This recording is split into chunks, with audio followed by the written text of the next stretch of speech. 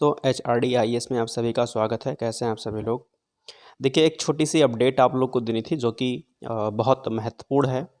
और जैसा कि आप लोग को पता होगा कि इस समय जो है मामला बहुत ज़्यादा गर्म है UPPSC RO परीक्षा को लेकर के, यानी कि पेपर लीक मामले को लेकर के। और बच्चे बहुत परेशान हैं, बहुत ज़्यादा नाराज़ भी हैं कहीं ना कहीं आयोग से, सरकार से भी, कि इस पर एक्शन दरअसल क्यों नहीं लिया जा रहा है ना। आंतरिक हालांकि कमेटी बना दी गई थी और आंतरिक कमेटी जांच कर रही है और STF से भी जांच करने की बात जो है कही गई है आयोग की तरफ से और उसको केस सौंप दिया गया है।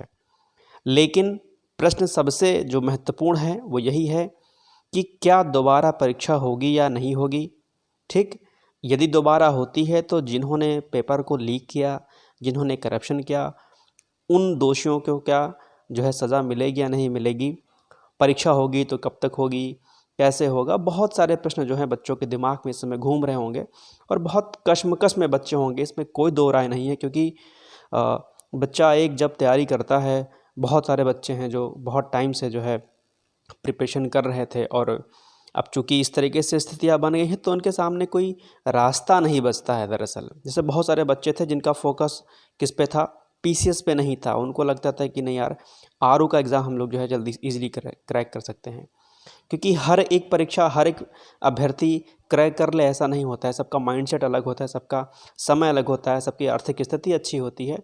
एक इस समय बच्चे को क्या चाहिए होता है, स्टूडेंट को, कि एक जॉब लग जाए। इस जो है बेरोज़गारी के दशा में हर बच्चे की यही मनोस्थिति होती है कि कहीं ना कहीं एक बार वो सेटल हो जाए, उसके बाद फिर आगामी परीक्षा को देखेगा वो।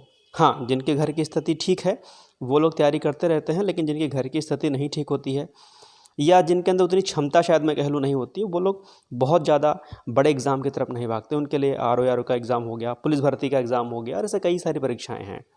हालांकि पेपर समय ठीक ठाक रहता है, लेकिन सभी ये लोग अपनी क्षमता और अपनी आर्थिक स्थिति के अनुसार डिसीजन लेते हैं। तो प्रश्न यहीं पर है कि क्या आयोग इस पर क्या डिसीजन लेगा। ये बहुत बड़ा प्रश्न है दरअसल आयोग की तरफ से कि क्या डिसीजन इस पर लिया जाएगा।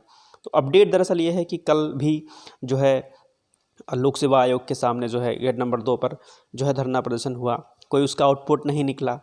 उसके बाद रात होते होते कैंडल मार्च निकाला गया और अध्यक्ष जी का जो आवास है इलाहाबाद में, प्रयागराज में, अगर प्रयागराज के निवासी होंगे तो सब लोग जानते होंगे कि जो है स्वरूप रानी अस्पताल के शायद आगे है आई थिंक। तो वहाँ पर भी बच्चे गए आयोग अध्यक्ष से बात करने के लिए।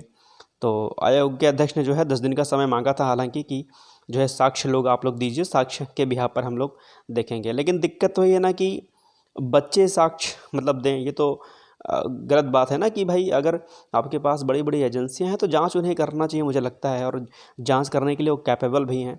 शर्त यही है कि जो है पूरी निष्पक्षता के साथ इसकी जांच होनी चाहिए और डिसीजन लेना चाहिए। और सबसे जो महत्वपूर्ण बात है, री एग्ज़ाम जो है ज़रूर होना चाहिए कहीं ना कहीं, क्योंकि इस पर जो है सरकार पर एक प्रश्न चिन्ह लग रहा है ना। ये बात भी सरकार को दरअसल सोचना चाहिए। सरकार पर भी प्रश्न चिन्ह लग रहा है और आयोग की शुचिता पर भी जो है प्रश्न चिन्ह लग रहा है। और मुझे लगता है कि जहाँ पर क्वेश्चन मार्क लग जाए, यानी कि जब प्रश्न चिन्ह लग जाए, तो उसका सॉल्यूशन जो है दरअसल निकालना चाहिए प्रशासन के स्तर पर भी, और जो है बाकी राजनीतिक स्तर पर भी जिसका सॉल्यूशन जो है ज़रूर निकालना चाहिए। बच्चे लगे हुए हैं, आप लोग के पास यदि साक्ष्य है तो ज़रूर दें। आयोग के अध्यक्ष ने ये बात कही है कि साक्ष्य मुझे जो है उपलब्ध कराएं और डरे नहीं, परेशान नहीं हो। यदि साक्ष्य आए हैं तो आप ज़रूर दीजिए। कोई ऐसा नहीं कि कोई आपके ऊपर विधिक कोई कार्रवाई हो जाएगी, FIR हो जाएगा, ऐसा कुछ नहीं होगा, निश्चिंत रहिएगा। लेकिन एक बात आप लोग जरूर ध्यान रखिएगा कि पढ़ाई आप लोग जो है ज़रूर करते रहिए। ठीक है, एग्ज़ाम होता है, एग्ज़ाम नहीं होता है, आने के होगा तो है ही है, चांस पूरे पूरे हैं, ऐसा नहीं कि नहीं होगा। लेकिन क्या होता है, कब होता है, ये कह पाना थोड़ा सा मुश्किल है। 2016 के मामले में अगर RO का एग्ज़ाम देखा जाए तो 2016 वाला करते कराते बहुत लेट हो गया था, 3-4 साल लग गया था, उसके बाद ही चीज़ें हुई थी। तो ये स्थिति ना होने पाए, यदि लीक हुआ है तो इस पर तुरंत एक्शन लेकर के इस पर डिसीजन लिया जाए और पुनर्परीक्षा कराई जाए इसकी, है ना, री एग्ज़ाम जो है इसका कराया जाए। तो इसी के लिए जो है छात्र आंदोलन में लगे हुए हैं और जो जो अपने स्तर पर है सभी को इस पर प्रयासरत करना चाहिए। जो भी कोचिंग के संस्थान लोग हैं उनको भी प्रयास करना चाहिए। ठीक है, और प्रयास सार्थकता के साथ करनी चाहिए, इसलिए नहीं कि हो हल्ला करो। हो हल्ला से जो है दिक्कत हो जाती है। मतलब आप यदि, जैसे गांधी जी ने कहा था ना कि अहिंसा परमो धर्मा, तो रास्ता ऐसा हमारा होना चाहिए कि जहाँ पर हमें कोई दिक्कत ना होने पाए। पता चले आप हो हल्ला कर रहे हो, पुलिस के डंडे पड़ने लग जाएँ, तो ये चीज़ें नहीं हो रही हैं। यानी कि कुछ भी गलत नहीं करना है, तोड़-फोड़ से लेकर ये सब काम नहीं करना है। हमें संवैधानिक तरीके से अपनी मांग को रखना है और मुझे लगता है कि सरकार निर्दयी नहीं होती है, कोई भी हो, ना ही प्रशासन निर्दयी होता है। वो बच्चों के हित की बात करता है और हित की बात करनी ही चाहिए। यही एक लोकतांत्रिक जो है, जो गणराज्य होता है उसकी जो है यही निशानी होती है। तो लोकतंत्र है, संविधान है, सारी चीज़ें हैं और प्रयासरत करना चाहिए। लेकिन जो अभ्यर्थी पहले परीक्षा पर लगे हुए थे, मेरी उनसे यही रिक्वेस्ट है कि वो अपनी पढ़ाई को प्लीज़ करें। सब कुछ करें लेकिन पढ़ाई को ब्रेक ना करें। उनका यदि 8 घंटे पढ़ने का शेड्यूल था तो उसे ब्रेक वो ना करें, कश्मकश में ना रहें। हम कह रहे हैं जब ये आरओ का एग्ज़ाम होगा तब होगा। अभी पीछे 17 मार्च को आप उस पे लगे रहिए, ठीक है। अन्य कोई और एग्ज़ाम लगे होंगे आपके, उस पे लगिए। बहुत सारे बच्चों का यूजीसी नेट का जून में एग्ज़ाम होगा, उस पर लगे रहिए। बहुत सारी परीक्षाएं हैं, यानी कि जिस पर आपका गोल है आप उस पर लगे रहिए, ठीक है। उससे हटिए नहीं, भटकिए नहीं, आप परेशान मत होइए उस चीज़ से, है ना। जब होगा तब देखा जाएगा। तो ये कुछ अपडेट थी। तो आज भी जो है प्रदर्शन जारी है आयोग पर और अभी तक इसका कोई आउटपुट जो है नहीं निकल पाया है कि क्या होता है।